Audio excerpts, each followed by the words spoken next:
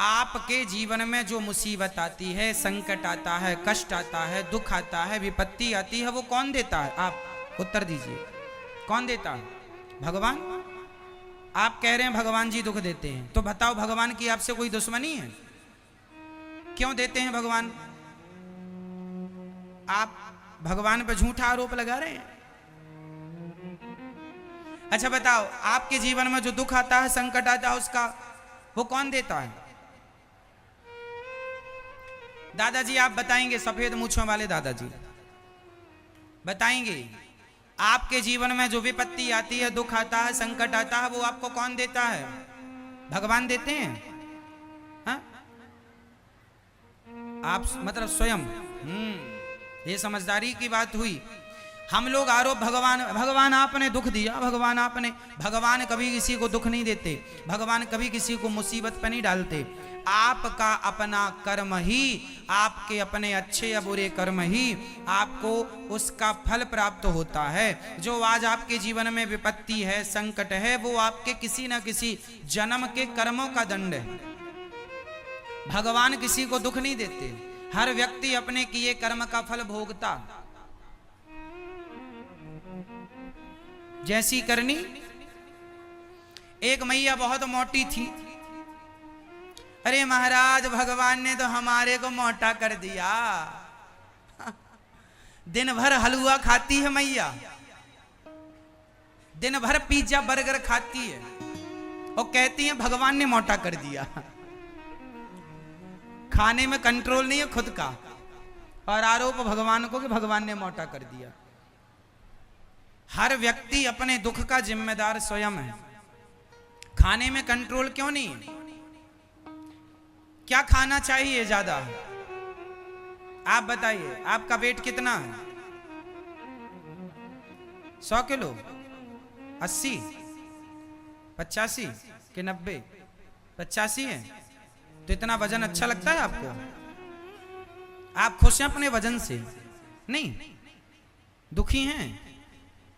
आप कम करना चाहते हैं अपना वजन? मैं उपाय बता दूं। देखिए, हम हमेशा भगवान को कोसते रहते हैं, भगवान तुमने हमें ये दे दिया, वो दे दिया। हम ये नहीं देखते कि हम कहां गलत हैं, हम कहां गलत हो रहे हैं, हम कहां रॉन्ग जा रहे हैं। हम अपने दुखों के जिम्मेदार हम ही हैं, कोई और को ना काहू को सुख दुख कर दाता, निज कृत कर्म भोग सब भ्राता। यदि हम जीवन में खान पान अच्छा रखें अपना, तो बीमार ही नहीं पड़ेंगे। क्या खाना चाहिए आपको? आप कितनी रोटी खाती हैं? 4 खाती, इतनी मोटी हैं फिर भी 4 खा लेती हैं। 4 तो हम भी नहीं खाते। और चावल कितना खा लेती हैं? 1 भी नहीं, कुछ। अब हम बता रहे हैं आपको जो वो खाना है। आपको 1 महीने के अंदर आपका वेट आपको देखने को मिल जाएगा, माइनस होना स्टार्ट हो जाएगा। 6 महीने के अंदर आप फिट हो जाएंगे। सुनिएगा, हमें स्वास्थ्य को भी अपना स्वस्थ रखना है। हमारा स्वास्थ्य ही हमारा धन है। हमें अच्छा स्वास्थ्य रखने के लिए क्या करना चाहिए? सबसे पहला काम कि हमें अधिक से अधिक पानी पीना चाहिए। आप दिन भर में कितना पानी पीती हैं? 4 गिलास, 4 लीटर। 4 लीटर तो बहुत कम है आपके वेट के हिसाब से। थोड़ा सा और ज्यादा। कितना? 20 किलो वजन पर हमें 1 लीटर पानी पीना चाहिए। तो यदि अब 40 किलो वजन है आपका तो 2 लीटर पानी पीजिए। 60 किलो वजन है आपका तो 3 लीटर पानी, और 80 का वजन है आपका तो 4 लीटर, और यदि आपका 100 है तो 5 लीटर। प्रत्येक 20 किलो पर हमें हमारे बॉडी को 1 लीटर पानी की आवश्यकता होती है। आपको इतना पानी पीना। पानी ज्यादा पीजिए, और रोटी और चावल बिल्कुल जरा सा खाना सीखिए। ज्यादा से ज्यादा सलाद, ज्यादा से ज्यादा 1 एप्पल रोज खाने का संकल्प लीजिए। 1 एप्पल, 1 सेब रोज खाइए, 1 केला रोज खाइए, और 1 अनार का दाना रोज खाइए। 1 अनार रोज दाने निकालकर रोज खाइए। यदि आप एक अनार, एक केला, एक सेब रोज खाते हैं और सलाद में 1-1.5 ककड़ी खाते हैं और आप दाल ज़्यादा पीते हैं, सब्जियां ज़्यादा खाते हैं, रोटी बस 1 या 2 ही खाते हैं और कभी रोटी खा लिया तो कभी चावल खा लिया, आज रोटी नहीं खाएंगे, आज कटोरी भर जरा सा चावल खाएंगे, कभी आज चावल नहीं खाएंगे, आज रोटी, अदल बदल के। और रोटियां भी एक आटे की रोटी नहीं होनी चाहिए, आटे में गेहूं का आटा, सिंघाड़े का आटा और उसमें चने का आटा, उसमें जवार का आटा, वो आता मक्का, क्या बोलते हैं, मक्के का आटा है ना, मक्के का भी आटा होता, मक्के का आटा है ना, बाजरे का आटा, ये सारे आटे हमें मिलाना चाहिए और मिलाकर जब आप वो रोटी खाएंगे ना तो वो ज्यादा हेल्दी होगी, हाँ या ना। 5 प्रकार का 6 प्रकार का आटा मिला के खाना चाहिए, बच्चों को खिलाओ। आजकल छोटे छोटे बच्चों को चश्मा लगा पड़ा है, क्यों? खान पान आप लोग को लगता है हमें यह कर लो बात, आप लगे हैं अपना काम करने में, आप अपना निपटाओ। सुनो, तो हम छोटे छोटे बच्चों को रोटी खिलाते हैं, एक रोटी और खा ले, एक रोटी, रोटी में रखा ही क्या है। ज्यादा से ज्यादा बच्चों को फल खिलाना चाहिए, अंकुरित अनाज खिलाना चाहिए। और आपको मैया 1 केला, 1 सेब, 1 अनार रोज खाना है और ककड़ी, टमाटर ज्यादा खाना। रोटी 4 नहीं खाएंगे आज से, आप सिर्फ 1 रोटी खाएंगी आप तो आधी खाओ तो भी ठीक है। और पेट भरना, भूखे नहीं मरना। दाल पियोगी खूब। दाल कितने प्रकार की होनी चाहिए?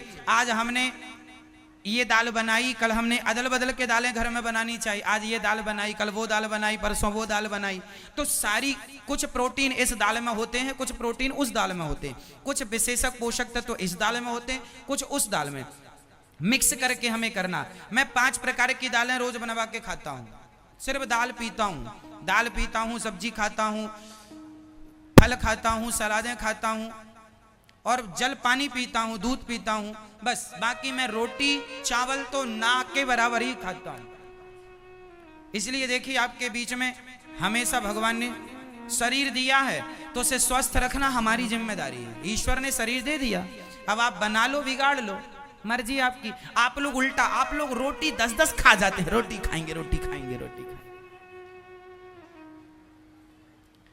चावल ही चावल खा रहे हैं, इतना भर भर के चावल खा रहे हैं। कुछ लोग तो चावल ही चावल खाते हैं।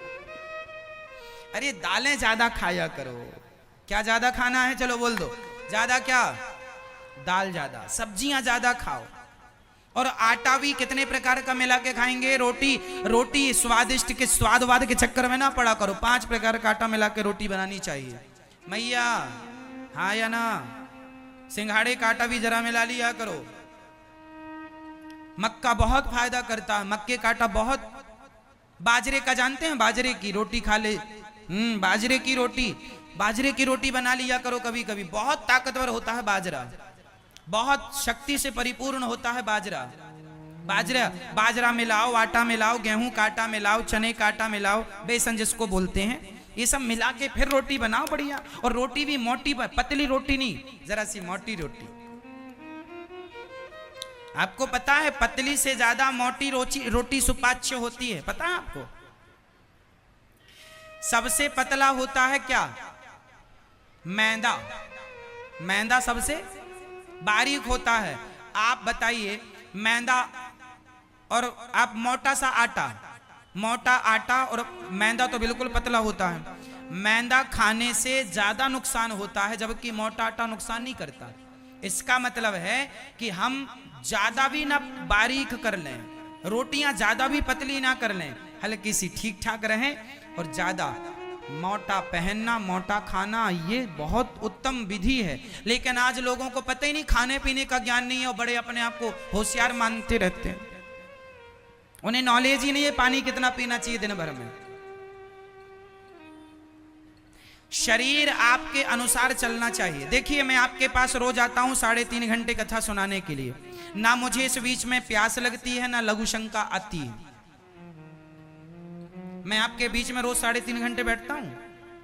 और कब से बैठ रहा हूं? जब से दास अनिरुद्ध भागवत कर रहा, तब से आज लगभग इस बात को 12 साल हो गए, ज्यादा ही हो गए। ये नित्य सेवा है ठाकुर जी की। हम बैठे रहते हैं ना, लघु शंका आती है 3.5 घंटे के बीच में ना आप लोग पानी पीते हैं, पी लीजिए, अच्छा है। हम पानी भी नहीं पीते और ना इस दौरान लघु शंका आती। क्यों? क्योंकि हमें पता है कि हम कब पानी पिएंगे तो कितनी देर में हम, आप बताइए पानी कितनी देर में पचता है? नहीं पता। कितनी? 5 मिनट में। लो, अच्छा पढ़ लिए आप। पानी को पचने में लगभग 2 घंटे लगते हैं। आप ज्यादा पिएंगे तो 1.5 घंटे में आपको लघु शंका आ जाएगी। आप ढेर सारा, अच्छा जब वो डॉक्टर लोग ना, कोई चेकअप होता है उसमें ढेर सारा पानी वानी पिलाते हैं, कोई होता कुछ, क्या बोलते हैं उसको, अल्ट्रासाउंड। अल्ट्रासाउंड जब होता है, कभी आप गए होंगे कराने, तो अल्ट्रासाउंड में पानी ज्यादा पिलाया जाता है। तो पानी आपको खूब पिलाने के लगभग 1 घंटे बाद आपको लघु शंका आती है। ज्यादा पानी पी लेंगे तो 1 घंटे में, और नॉर्मल पानी पिएंगे तो उस पानी को पचने में 2 घंटा लगता है। फिर भी आप 1 से 1.5 घंटा मान लीजिए। बेहतरीन पानी 2 घंटे में परफेक्ट पानी पच के बाहर आ जाता है, यूरिन के माध्यम से, लघु शंका के माध्यम से। तो कहने का अर्थ यह है, पानी को पचने में भी शरीर में कम से कम 2 घंटा लगता है। अभी पानी पिएंगे आप भरपेट तो आपको 1.5 घंटे बाद लघु शंका आएगी, हाँ या ना? इस गणित के अनुसार मैं कथा में आने के सोचो कितनी देर पहले पानी की टंकी पैक करता हूंगा और कितनी देर में खाली करके फिर कथा में आता हूंगा।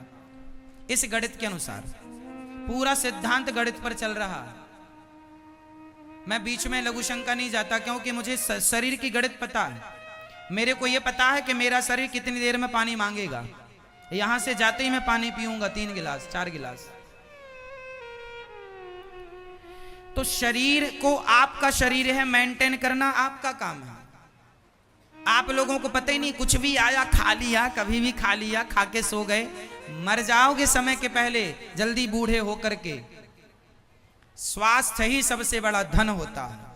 स्वास्थ्य ही सबसे बड़ा धन होता है। पानी को पचने में लगभग 2 घंटा, और कम लो तो 1.5 घंटा। पानी को पचने में 2 घंटा लगता है। अधिक पानी पी लेंगे तो 1 घंटे में भी वो अपना काम कर देगा, प्रेशर बनाकर, क्योंकि अधिक पी लिया आपने। पानी को पचने में 2 घंटा। अच्छा बताइए, भोजन को पचने में कितना घंटा लगता है? बताइए, आपका किया गया भोजन कितनी देर में पच जाता है? बोल दो फटाफट। 6 घंटा। गलत बोल रही है मेरी माँ, आप लोग भी मन लगा के बोलते हैं। चलो बताओ जल्दी, किसको हमने पिछली बार सब बताया था, भूल गए आप लोग। मैया बताओ, भोजन पचने में कितना समय लगता है? आप बताइए जी, आप बताओ जी। नहीं, चलो हम बता रहे हैं। भोजन को पचने में 4 घंटा लगता है। भोजन को पचने में 4 घंटा लगता है, जिसमें कि जो हम चावल, गेहूं, दालें खाते हैं, इनको 4 घंटा लगता है, जबकि फल जल्दी पच जाते हैं। तो भोजन 4 घंटे में, इसलिए 4 घंटे के गैप में ही भोजन करना चाहिए। समझ लो बात। यदि आपने अभी खा लिया है कुछ भी, तो अब से 4 घंटे बाद ही आप कुछ खाएंगे, वो पच जाएगा, फिर खाएंगे, तो अब क्या वो पचा नहीं और आपने और खा लिया, तो फिर वो अपच हो जाएगा, फिर पेट खराब होगा, फिर खून गड़बड़ हो जाएगा, फिर बीमारियां पैदा होंगी। इसलिए जिसका खान पान शुद्ध है वो सदा स्वस्थ रहेंगे। तो आप लोग बच्चों को और अपने आप को ये मेंटेन करेंगे, प्रत्येक बार के खाने में, एक खाने से दूसरे खाने में कितना गैप होना चाहिए? जोर से कम 4 घंटा। यदि आपने सुबह का नाश्ता 7 बजे लिया है तो भोजन आप 11 बजे ही करेंगे, क्योंकि 7 से 11 कितना घंटा हो? 7, 8, 9, 10, 11, 4 घंटा हो गया। ठीक है। यदि सुबह का नाश्ता आपने 8 बजे किया है तो भोजन 12 बजे। सुबह का नाश्ता 9 बजे किया है तो भोजन 1 बजे, हाँ या ना? 4। अब यदि आपने भोजन 12 बजे कर लिया तो फिर शाम का भोजन, अब उसके बाद कुछ खाना है तो 4 घंटे बाद ही खाइए। और रात्रि का भोजन तो रात्रि को तो कुछ ना खाइए, सूर्यास्त के पहले कुछ खाइए, खान पान अच्छा कर लीजिए। मैं आपको विश्वास दिलाता हूं कि आप सलादें फल ज्यादा खाएंगे, रोटी चावल कम खाएंगे, दालें ज्यादा पिएंगे तो आपके शरीर में रोग ही नहीं हो सकता। ये मेरी लिखित में गारंटी है। यदि मेरे इस सिस्टम को फॉलो कर लेंगे तो, मेरी बताई बातें फॉलो कर लेंगे तो बीमार ही नहीं पड़ेंगे। बीमारियों की जड़ खाना ही होता है, और खाना भी कुछ भी। अब जैसे आप लोग गरम गरम आपने भोजन किया, उसके बाद ठंडी सी आपने आइसक्रीम खा ली। जैसे शादियों पार्टियों में हम क्या देखते हैं कि आपने खाया गरम गरम और उसके बाद ठंडी सी आइसक्रीम। अब बताइए कि आपके शरीर में आग लगी थी भोजन पचाने के लिए और आपने आइसक्रीम ठंडी सी डाल दी, तो भोजन क्या होगा? पचेगा नहीं, सड़ने लग जाएगा, क्योंकि ठंडा गरम का कोई स्वभाव ही नहीं है, मिक्स ही नहीं हो सकता। कुछ लोग इतने मूर्ख होते हैं खाने पीने के मामले में, उन्हें पता ही नहीं कि किसके बाद क्या खाना चाहिए, नॉलेज ही नहीं है, रत्ती भर ज्ञान नहीं है। अच्छा बताइए, शहद और घी को मिला दिया जाए तो क्या हो जाता है? बोलो, जहर हो जाता है। आप किसी को घी और शहद एक साथ पिला दीजिए, मर जाएगा। आप किसी को आप किसी को आम का रस और पेप्सी कोका कोला पिला दीजिए, मर जाएगा। दोनों मिल करके जहर हो जाता है। लेकिन लोगों को ज्ञान नहीं है। लोग भोजन करते हैं और भोजन करने के बाद आइसक्रीम खा लेते हैं। इतनी मूर्खता कहां होगी? आइसक्रीम ठंडी होती है और भोजन पचाने के लिए आपके शरीर में एक आग होती है, जिसे जठराग्नि कहते हैं। वो जठराग्नि आपके शरीर को क्या करती है? भोजन को पचाती है। अब आइसक्रीम खा ली है तो आग बुझ जाएगी। इसलिए लोगों को ज्ञान नहीं है खाने पीने का भी, इसलिए बीमार पड़े रहते हैं हर दिन डॉक्टर के यहाँ, हर दिन डॉक्टर के यहाँ। चलिए, तो आप में से कितने लोग खान पान का विशेष ध्यान रखेंगे? खुद रखोगे, बच्चों को ज्यादा से ज्यादा क्या खाओगे? जोर से और जोर से फल, केला, सेब, अनार, पपीता और इत्यादि जितने भी फल होते हैं। सलाद खाओगे, टमाटर कच्चा खाओगे, ककड़ी कच्ची खाओगे, पालक के 2-4 पत्ते चबा लिया करो, भिंडी 2-4 कच्ची खा लिया करो, बच्चों को खवाया करो। सब ताकतवर चीजें हैं, ठीक है? हाँ। इसके बाद आप लोग रोटी कितनी खाएंगे आज से? रोटी कम। पेट किससे भरना है? पेट ज्यादा से ज्यादा सलाद